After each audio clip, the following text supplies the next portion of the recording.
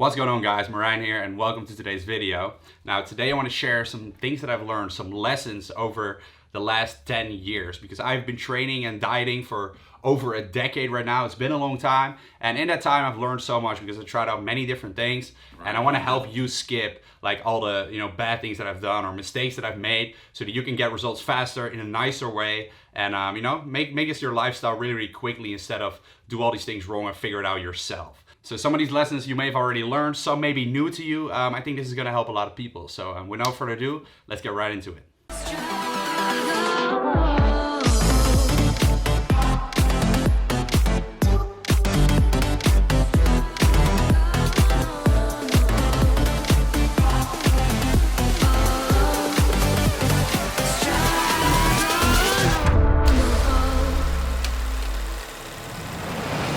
Lesson number one is how much you weigh or how much you lift in the gym doesn't matter if you train for aesthetics. And I know that's a pretty big statement, so I'm going to explain, right?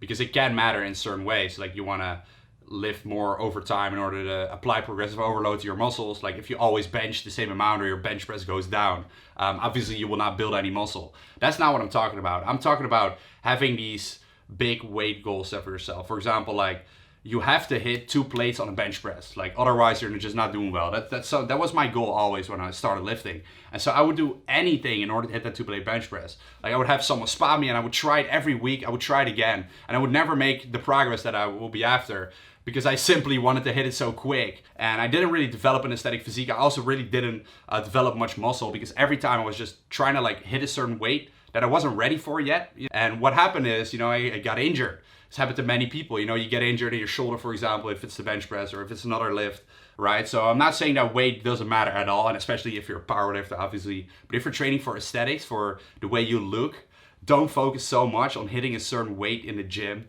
constantly and like overly focus on that. Now, the way this goes with how much you weigh is actually maybe even more interesting.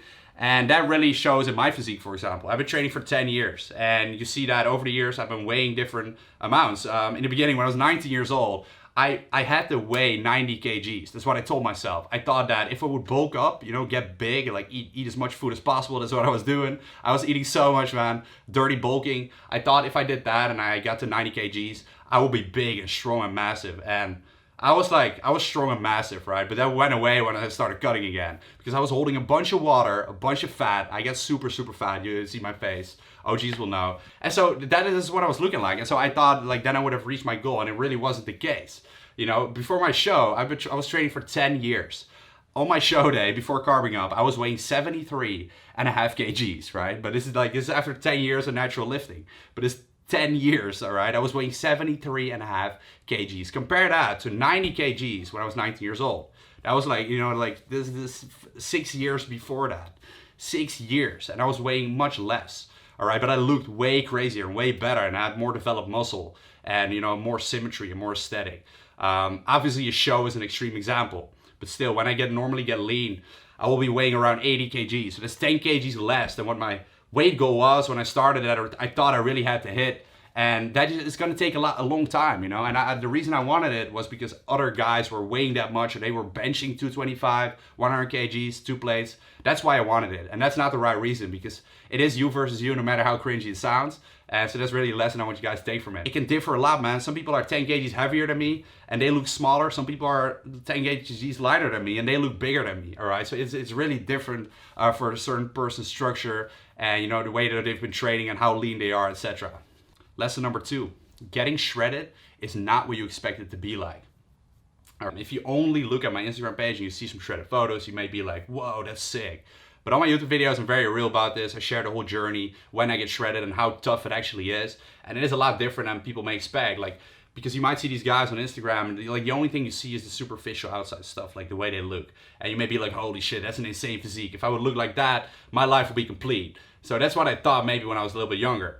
First of all, I wanted to get massive. I wanted to get big. Shredded was not my goal, but then this era came where people wanted to get shredded. And I feel like now it's been coming back maybe a little bit because I've seen a lot of young guys getting very lean. And I do not advise real young people, if you're 19 years old, I don't think it should be the goal to get shredded. It's not going to help you get more girls. It's not going to help you get laid or get more attention, etc. if that's what you think. Because the problem is that those things you may expect And first of all, those are not the right reasons to lift, but hey, I mean, we've all been there. I'm not going to say that I haven't been there when I started lifting. There were some things you have in your mind, but then you find out that it's actually way different. Lifting in general, but when it comes to getting shredded, yes, you may get more attention or more looks, but like you don't even feel like socializing your social skills, like because you don't really care. You don't want to have sex. You want to have a pizza, man. You want to have ice cream. All right, and if you even if you do, maybe you're in bed and it doesn't really go up, man. It's like if you're really shredded, like that can happen. You know, that's a side effect, man. The hormones go down. It is not fun, man. You feel like shit. You honestly feel like crap when you're getting shredded, and especially if you're getting show lean. So I only did that once, but I've also gotten ready for photo shoots, and it was also pretty damn bad, man. So yeah, you look crazy.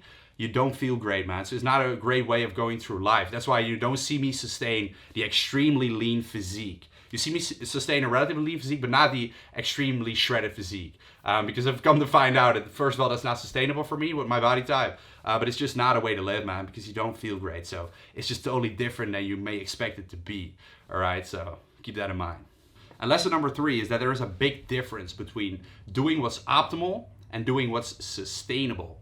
I've come to figure this out by simply trying some, hardcore diets and certain workout routines that I thought would be optimal for me making progress. But at the end of the day, guys, we are humans. And when it comes to fitness and nutrition, you can tell someone, or you can, go check out the science, right? Read what the science says and follow that strict, because, that's the best way to do things. But the problem is that we're dealing with humans here. We're dealing with people. And people who make decisions, they have to make decisions every single freaking day. All right, so doing what is optimal, but when it doesn't fit your lifestyle, then you are not going to sustain it, and then it is not going to be optimal anymore. So the whole optimal factor goes away. And so you could say, nah, but Merijn, like I'm so hardcore. If I do something, I'll do it perfect. And that may be true for a certain period of time, but then at one point you're going to fall off, man. Or you're not going to live a happy life again, and then the whole point is gone again. Like if you do a diet that you really do not like, but you're simply doing it because it's optimal, but you really don't like doing it, you're not going to follow it for 10 years, all right? I've been doing this for 10 years, man. I've been in shape throughout all those years. Been a bit, maybe more fat here and there, more lean, blah, blah, blah. My body has changed. I've always been into the healthy lifestyle because I make certain decisions. I try certain things out. But at the end of the day, it is sustainable for me. And at some points, it has been less sustainable. So I've learned those lessons. What is not sustainable, what is. And something that's not sustainable can actually lead to you having an eating disorder. And I'm not gonna lie, like I've been dealing with those kind of things. And I've been dieting very, very strict. So I've tried out many different diets, right? So that's also always what I'm trying to figure out with my clients. Like, how can we make something for you that you can sustain in the long term? Not just for now, not just to get results in 8 or 12 or 16 weeks, but in the long term. Like, what can you sustain for a 10-year mark? You need something that, may not be as optimal, but that you can sustain. The same thing goes for working out. Working out 2 times a week may not be as optimal as 4 times a week. But if you do not find the time for yourself in order to train 4 times a week, you can give yourself like this plan, like, yeah, I'm gonna go 4 times a week. But then every other week you skip out 1 or 2 days of the week. All right, but the program is structured for 4 days, which is optimal. But when you are skipping out, it's not optimal anymore because you're skipping out a whole muscle group. Then you would have been better off only training twice a week where you have a full body workout routine. And you will never skip this because you are able to, that you're able to sustain 2 days a week, every single week. Some days you might have been able to go 4, but that's okay. You're not doing that now because you've decided, well, 2 days, I'm gonna do that and I'm gonna stick to it. If you do that, the 2 days will be more optimal because you will build this aesthetically pleasing physique, and you will not have any muscle disimbalances, which you will have if you skip out certain days. And overall, over a period of months, the 2 days will be more effective than the 4 days in which you skip sometimes, if you get what I mean. It's a big difference. So very important, sustainable over optimal. And then the sustainable thing will be most optimal. My next lesson is that 1 donut doesn't make you fat, just like 1 salad will not make you lean. All right, you may have heard this sentence before, and it is very true. Many of us that are trying to, get healthier, trying to get in shape, trying to lose weight, we start to see certain foods as bad foods and good foods. And I talk about this very often on my channel. I'll link a couple different videos so you understand what I'm trying to say when I mean if it fits your macros and flexible dieting. That is the way that I like the diet that I preach and promote. And that simply means that the majority of your diet is still healthy food, but next to that, you're also able to fit in some treats here and there. So, for example, when I'm dieting, I like to have some chocolate every single day or a bit of ice cream, and I fit that into my diet. Does that mean I eat multiple tubs of ice cream or multiple bars of chocolate? No, it doesn't, you know. You can eat one piece, just like eating one donut. Like, that is doable. So I do that very often as well. I have a donut a certain day. Right? So not everything has to be 100% healthy. Once you understand that, and once you're able to also live with that, you also start battling certain, eating disorders, because then when you're not seeing certain foods as bad foods and good foods, when you don't make the distinction, then you also do not have those crazy cheat days where you go all out and you can, when you have one donut, it's like, oh, I fucked up anyway. And now I can have a whole box of donuts and a pizza and ice cream and Oreos, and the list goes on. I have done this so many times, all right? where I'm just binging on the couch the whole night on my own. And I'm not proud of that, but that's something that I went through and that I don't want you to go through. So very, very important to keep that in mind, all right? Balance is key. My next lesson is that you will never obtain your end goal. This is something that may sound sad in a way, but I don't think it is, because it means that you should enjoy the journey and you should enjoy this whole path towards, improvement. All right. Because goals, they constantly change, man. Goals, they constantly change. And that is a good thing. That is a good thing, because if you don't have a goal anymore, when you're already there, then what is the point? What is the point, man? When you climb up to a mountain, it's not about being on top there. It's about the journey there. It's about the climb.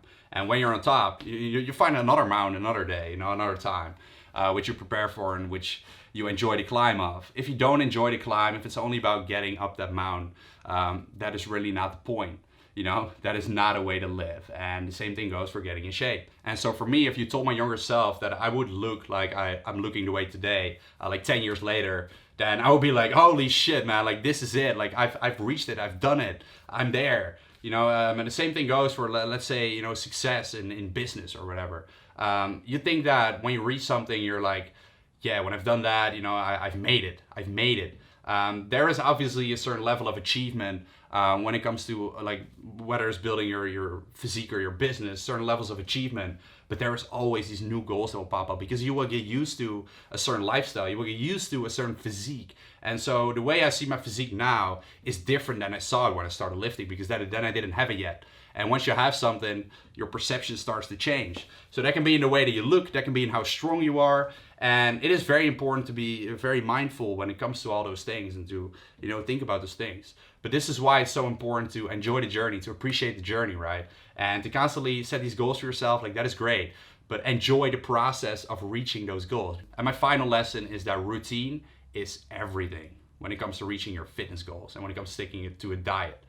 Every time that I've fallen off my diet or my workout routine or whatever it is that has to do with those things is when I didn't have my routine in check, when I didn't have certain rules set for myself, like I'm going to hit the gym 3 times a week. I have this certain plan. When I'm in the gym, I'm going to do these exercises in this order with these amount of reps, have a workout plan. Or when it comes to my diet, because I do flexible dieting, it usually has to do with macros and calories and maybe tracking it into an app, which is what I personally like doing a lot. But some people like a meal plan. I've done that too. And when I don't have those things, when I don't have a meal plan or don't know how many calories I'm taking in, I am just gonna do something different every single day. And then I quickly fall off and I'm not really busy with it anymore. And I'm not really taking care of, my physique in the way that I wanted to, in the longer run.